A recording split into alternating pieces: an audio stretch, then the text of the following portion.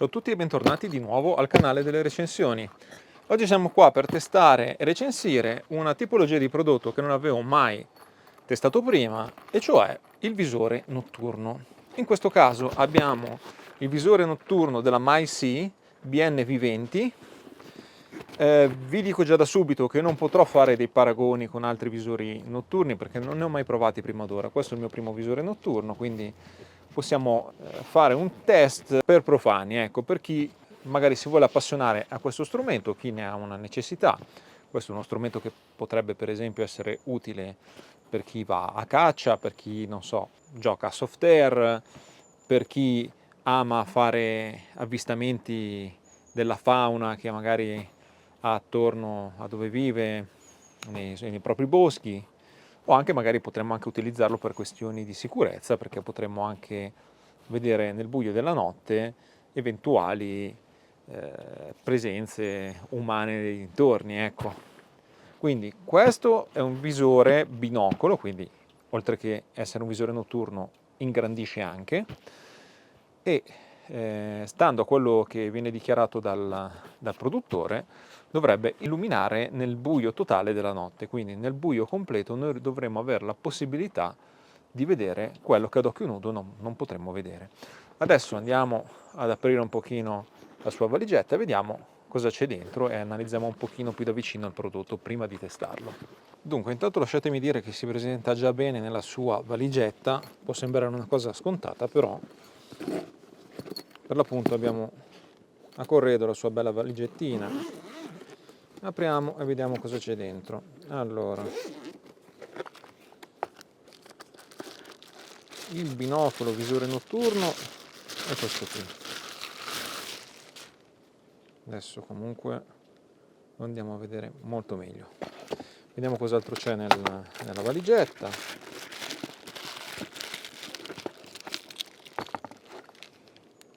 Abbiamo un cavo USB Type-C per la ricarica e abbiamo un panno per la pulizia,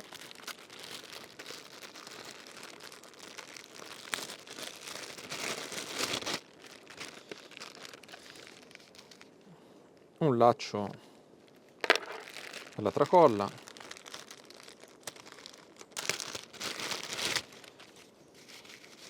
un altro laccio imbottito. Allora, questo presumo che sia quello per la valigetta e questo sarà la tracolla per il visore. Parliamo brevemente di qualche caratteristica tecnica. Allora, questo binocolo visore notturno può ingrandire fino a 5x, diametro della lente 35 mm, distanza di osservazione in condizioni di scarsa illuminazione 2 metri. Questo parametro presumo che sia la distanza minima di osservazione, e nessuna distanza di osservazione della luce 200 metri, quindi questo è il range di azione, diciamo ottimale, dovrebbe essere fino a 200 metri almeno. Io l'ho già ovviamente testato, ho già fatto delle prove, vi posso dire che effettivamente illumina sulla medio-lunga distanza. A livello di fotografia è in grado di scattare fotografie a 1280x720 pixel, video a 720 pixel, ha uno schermo 3 pollici 640x360, ingrandimento elettronico fino ad 8x. Per me l'ingrandimento elettronico non conta praticamente nulla, a me ovviamente interessa l'ingrandimento ottico, quindi 5x di ingrandimento ottico.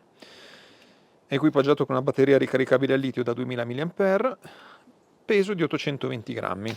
Andiamo a vedere un pochino i pulsanti del visore notturno e le ghiere, perché questa qui ad esempio è la ghiera di messa a fuoco, quindi messa a fuoco manuale, menu con freccia su e giù, tasto mode, tasto di accensione e tasto di regolazione della luminosità.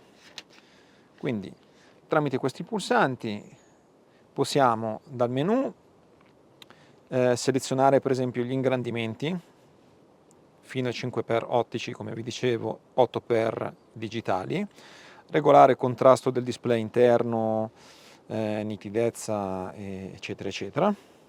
qualche funzione proprio basilare, diciamo. Questo pulsante ci permette di selezionare la potenza della luce a infrarossi, che ci permetterà di illuminare a breve, media e lunga distanza. Ecco, possiamo sintetizzare così. Si può anche utilizzare la modalità senza luce infrarossi, quindi possiamo utilizzarlo anche per visione diurna. Ci sono delle modalità differenti di utilizzo preimpostate, e qua è il tasto anche per far partire la registrazione o per scattare foto. Andiamo a vedere la parte davanti.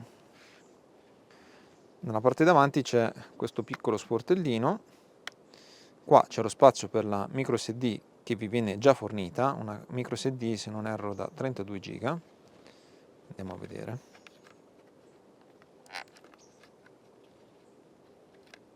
Sì, esatto, 32 giga.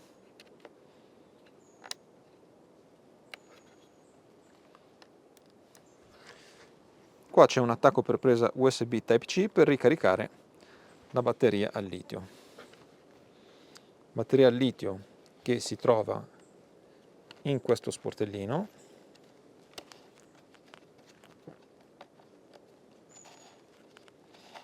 Lo potete tranquillamente svitare ed estrarre la vostra batteria al litio.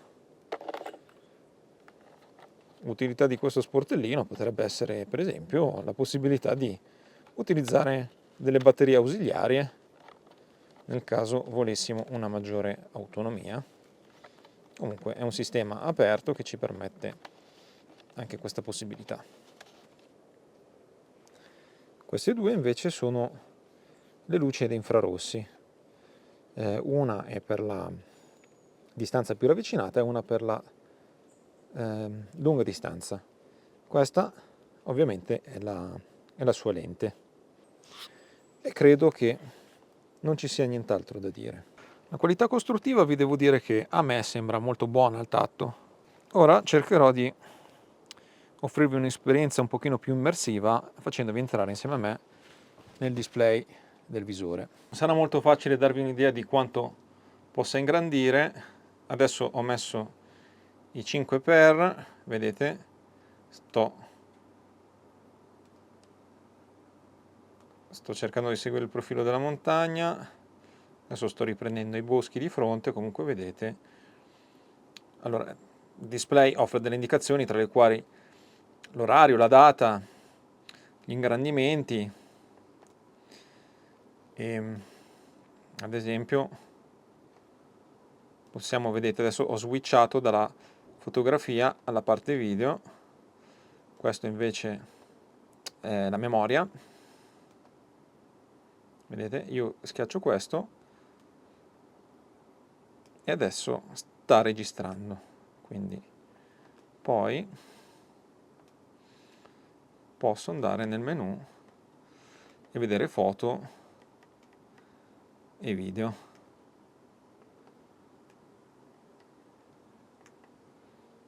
Vedete, questo per esempio è un video registrato. Questo è solo per darvi un'indicazione proprio a spanne di come si riesce a vedere questo display, cosa offre questo display, ok? E soprattutto quanto è in grado di ingrandire. Le tre modalità che vi accennavo prima, che sono presenti all'interno del menu, sono la Game, Pure e Pro. Non fanno nient'altro che cambiare le indicazioni visibili sul display, quindi la Pro vi fa vedere anche l'angolo di inclinazione del vostro visore, vi fornisce qualche dato in più. La Pure invece vedete il display per l'appunto pulito, senza altre indicazioni. La Game sono presenti altre indicazioni, ma adesso non ho capito esattamente, sembra una modalità che personalmente a me non interessa. Io utilizzo la Pro, è più che sufficiente, anzi personalmente preferisco la Pure perché vi permette di avere il visore completamente libero. Devo dire che oggi che l'ho testato con la luce diurna, qui in montagna, sono rimasto abbastanza sorpreso effettivamente dall'ingrandimento potenziale dell'ingrandimento ottico, perché è soddisfacente, effettivamente ingrandisce molto, nitidezza quella di un display digitale, ovviamente, di un display digitale HD, quindi non elevatissima. Complessivamente mi sembra un buono strumento, diciamo che soprattutto fa quello che deve fare, cioè vi permette di vedere di notte.